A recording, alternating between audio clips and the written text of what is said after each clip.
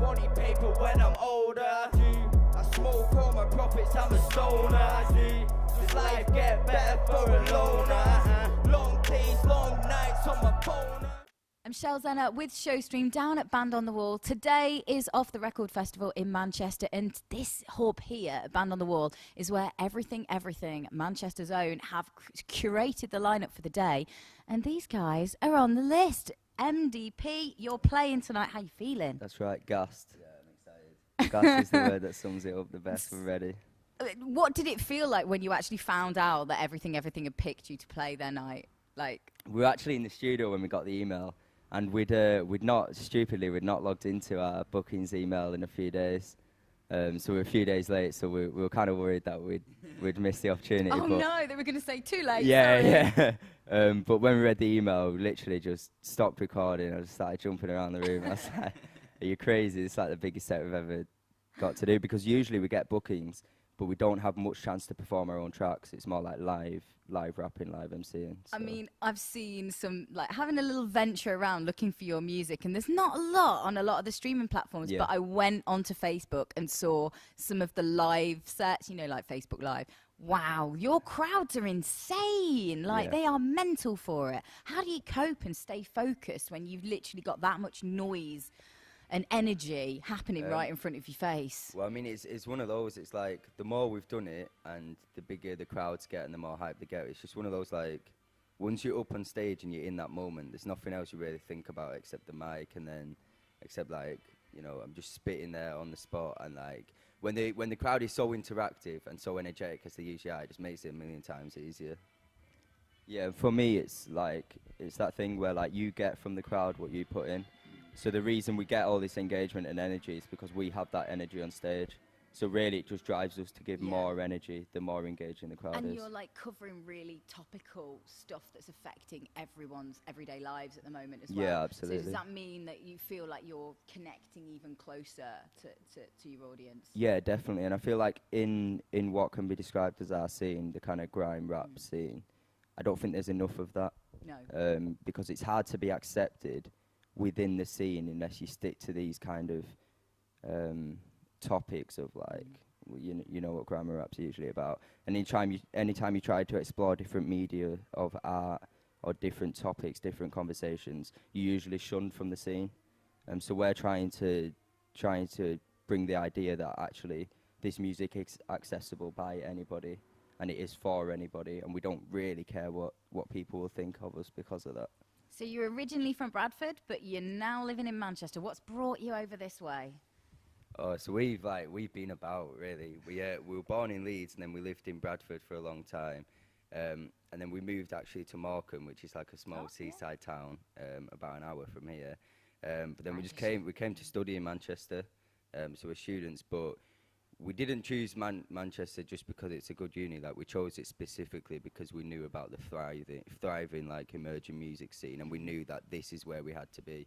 And I think it's shown, like, since we moved here, the progression that we've had is just crazy. And what have you seen? Different artists and stuff. Is there a group of different artists collaborating and that you're hanging around with and learning from? Yeah. It's like artists, promoters. Just creatives in general. Like, there's a lot of projects we've done with not even necessarily musicians, but it's that community of creative people that you don't get in other places, really. Or you do, but it's hard to find. So for being in Manchester and like working grime and rap, who would you recommend that people look out for, that people, like, nights that people look up, promoters, that kind of stuff? Straight up MDP nights, obviously. Obviously. Highly recommend. Levels. Have to get a mention, they're defining.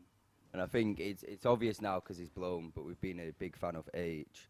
And then going along that line, there's like K Rico, Fimo, P1 Caps, Tance, all of them sort of emerging mani MCs.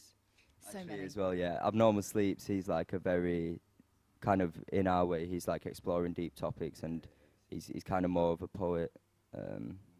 The way I say it, rum and bass, obviously. So much, isn't there? Just the city is thriving. It's so alive. You're down in Longsight. How you finding M14? You know what? It's crazy. It's like its own little creative hub. And like, not only just the nightlife, just the amount of creative people living there and doing their thing, like fashion designers, graphic designers, everything. And like Fallowfield, Longsight, Rusholme, that area is just crazy. Like, yeah, it's mad. And coming from a small town to Manchester, it was just levels above like anything we're used to. Yeah. They're all encompassing like really colourful communities in those areas as well, aren't they? Like where you can just really be yourself, which I think has absolutely. real value in what you're doing. And it's like, especially music sort of ties into it all.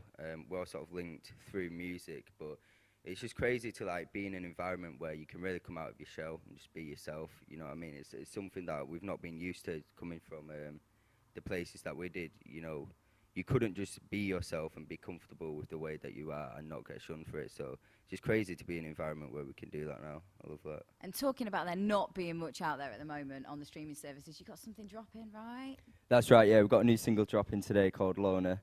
We have a journey planned out for the way our music's going.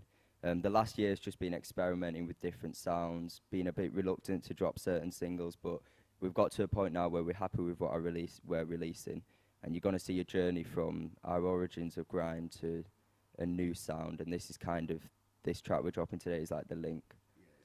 So this is, you'll see like hints of the new sound coming through. We've got some more tracks dropping in the future we're very excited about. You've been busy. You've been working Very with busy. anyone in particular? Or? Yeah, we've got to give a shout out to our producer, Matty. We'll do that yeah, again. so Matty, give a massive shout out to Matty. That's somebody that we met on the Levi's project, and then since then we've just been working with him a lot. And then also in terms of like videography and visuals, we've been working with Dan Needham. He's an unreal videographer. Yeah, sick guy. So we'll go back to the Levi's, because I did notice there's a little bit of Levi's branding here. What's happening? The boxes as well, yeah. Oh no, we don't need to go below the belt. Seriously, come on, guys. So how did you hook up with Levi's? So it's a bit mad. They do this thing called the Levi's Music Project, which is like a really sick campaign where they come to all the sort of major cities around the world, really. They build a studio, set up some workshops, and then bring in a big artist to mentor the people that have been chosen.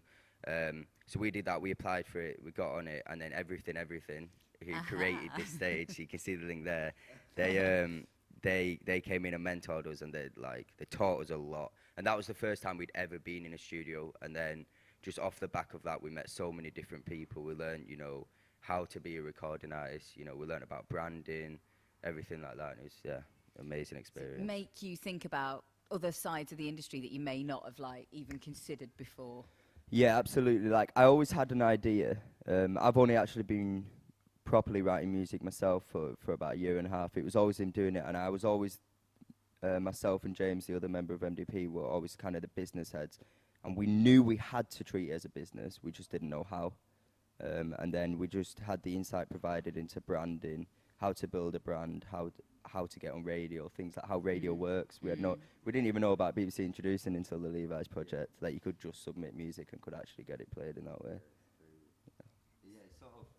Sort of like, I think the biggest takeaway was how accessible everything really is. Like, you know, we always saw artists, like people like Everything, almost as godlike figures. You know what I mean? Like, you can't get to their level. Yeah. You know, people like us can't do that. But the biggest takeaway from the music project was that, like, we actually can. And how does it feel, the fact that they've worked with you and learnt about your music and love it so much that you are here and you're playing off the record festival? It's actually amazing. Like, you can see the smile on my face. So when we got that email, I was so happy. And then even just, you know, when they're liking our posts, commenting and stuff, like sending us messages to see us about and that, I just get excited, you know, because I just love how involved they've been, like really enthusiastic about it.